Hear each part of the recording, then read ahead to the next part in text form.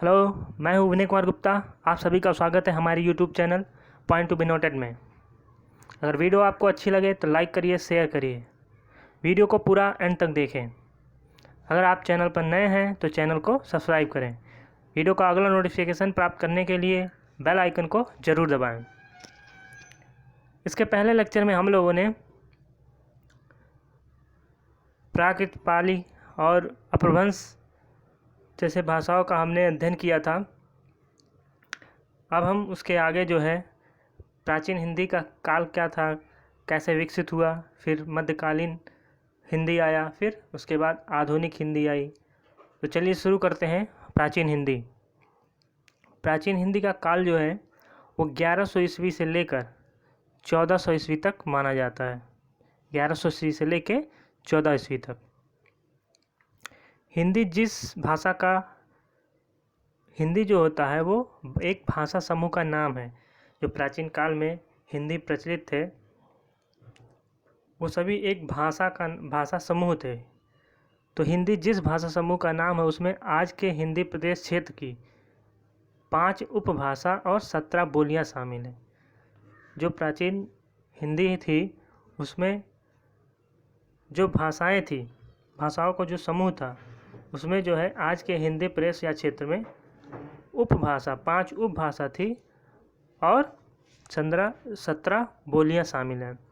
बोलियों में एक ब्रजभाषा, फिर अवधी, फिर खड़ी बोली, जो आगे चलकर मध्यकालीन हिंदी में महत्वपूर्ण स्थान प्राप्त हुआ।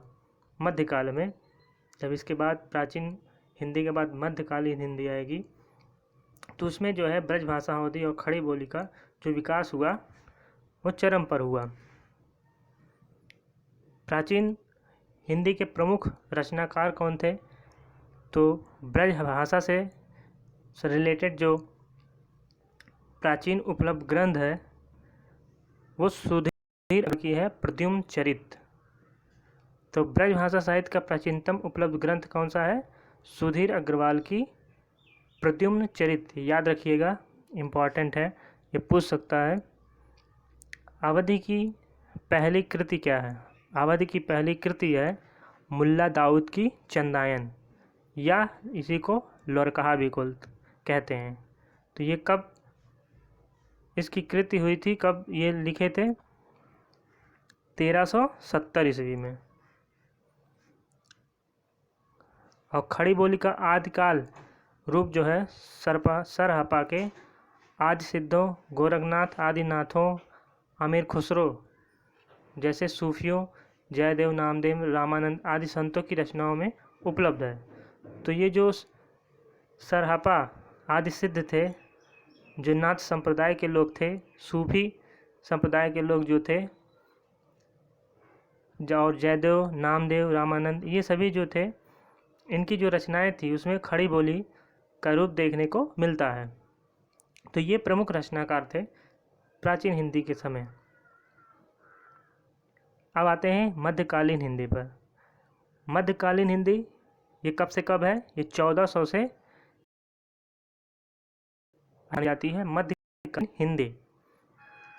इस काल में जो है भाषा को जो है 3 रूप जो है निखर कर आया। तो वो 3 रूप कौन से थे? ब्रज भाषा, अवधी और खड़ी बोली। तो इन 3 रूप में जो है भाषा निखर कर आया। अवधी और ब्रज भाषा ये 2 भाषाओं का उपयोग जो है अत्यधिक साहित्यिक विकास में हुआ। किसमें? साहित्यिक विकास में। और कहीं कहीं खड़ी बोली के मिश्रित रूप का भी साहित्य में प्रयोग मिलता है मध्यकालीन हिंदी के समय। 18वीं शताब्दी में जो है खड़ी बोली को मुसलमान शासकों का संरक्षण मिला और इसे विकास की एक नई दिशा मिली। मतलब जो 18वीं शताब्दी के मुसलमान शासक थे उन्होंने हिंदी को संरक्षण प्रदान किया और जिससे क्या हुआ, इसको एक नई दिशा मिली। प्रमुख रचनाकार, तो मध्यकालीन हिंदी के जो प्रमुख रचनाकार थे ब्रज भाषा से, कौन थे?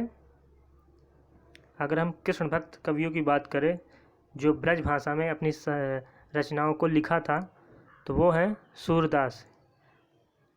कृष्ण भक्त कवियों में सबसे प्रमुख हैं सूरदास, इन्हें अष्टछाप का जहाज बोला जाता है। क्या बोला जाता है? अष्टछाप का जहाज। फिर नंददास, गदाधर भट्ट, हित हरिवंश।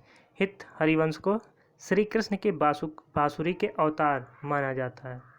तो श्री कृष्ण के बांसुरी का अवतार किसे माना जाता है? हित हरिवंश। फिर रसखान, मीराबाई आदि का ब्रज भाषा के विकास में अमूल्य योगदान रहा। तो इन्होंने अपनी रचनाओं में ब्रज भाषा का उपयोग किया। ये सभी कृष्ण भक्त कवि, कृष्ण भक्त शाखा से बिलोंग करते हैं। रीतिबद्ध कवि जो थे उसमें केशवदास, मतिराम, बिहारी देव, पद्माकर, भिखारीदास, सेनापति, मतिराम आदि, और जो रीति मुक्त कवि थे घनानंद, आलम, बोधा आदि भी जो है ब्रज भाषा से संबंधित कवि हैं, जिन्होंने अपनी रचनाएं ब्रज भाषा में लिखी हैं। अगला है इम्पोर्टेंट, ब्रज बोली क्या होता है? ब्रज बोली किसे कहते हैं? प्रचारित भाषा का नाम है। तो बंगाल में जो कृष्ण भक्त कवि थे उन्हीं के द्वारा प्रचार किया गया भाषा था, उसी का नाम है ब्रज बोली। अब आते हैं अवधि। अवधि में जो है सूफी या प्रेम मार्गी जो कवि थे उनमें कुतुबन, इनकी रचना है मृगावती, और जैसे इनकी रचना है पद्मावत। मंझन की रचना है मधुमालती। आलम उस्मान की रचना है चित्रावली, यहाँ पे चित्रावली लिख दीजिएगा। और नूर मोहम्मद इंद्रावती। कासिम शाह हंस जवाहिर। शेख निसारा यूसुफ जुलेखा। अली शाह प्रेम चिंगारी।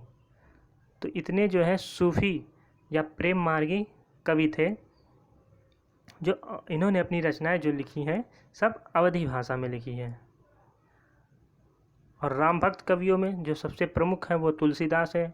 इनकी रचना रामचरितमानस जो अवधी में इन्होंने लिखा है, और यहीं से जो है ये साहित्यिक ऊंचाइयां प्राप्त की है अवधी भाषा ने। गोहारी या गोयारी ये क्या होता है? बंगाल के जो सूफी संत थे उनके द्वारा प्रचारित अवधी भाषा का नाम है गोहारी या गोयारी। ये चीज़ याद रखिएगा। अब अगला है हमारा खड़ी बोली। तो खड़ी बोली में मध्यकाल में जो है खड़ी बोली के दो रूप हुए, एक उत्तरी हिंदी, एक दक्षिणी हिंदी। एक उत्तरी हिंदी और दूसरी दक्षिणी हिंदी। जो संत कवि थे कबीर, ये सब भक्ति से संबंधित थे।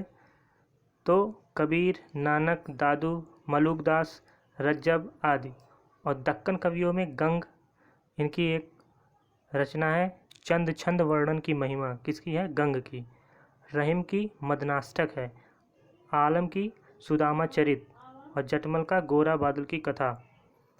वली, सौदा, इंसा, नजीर, ये सभी खड़ी बोली में अपनी रचनाएं लिखी। अब इसके बाद जो आता है वो आधुनिक हिंदी आता है, जो 1850 ईस्वी से अब तक माना जाता है। 19वीं शताब्दी में जो उसके मध्य में लगभग 1850 तक अंग्रेजी सत्ता का महत्तम विस्तार भारत में हो चुका था। कब? 19वीं सदी के मध्य तक, मतलब 1850 तक जो है अंग्रेजी सत्ता का विकास जो है भारत में विस्तार हो चुका था। धीरे धीरे क्या हुआ, ब्रज भाषा और अवधी का जो साहित्यिक रूप था वो जन भाषा से दूर होता गया, और उसका स्थान कौन ले लिया?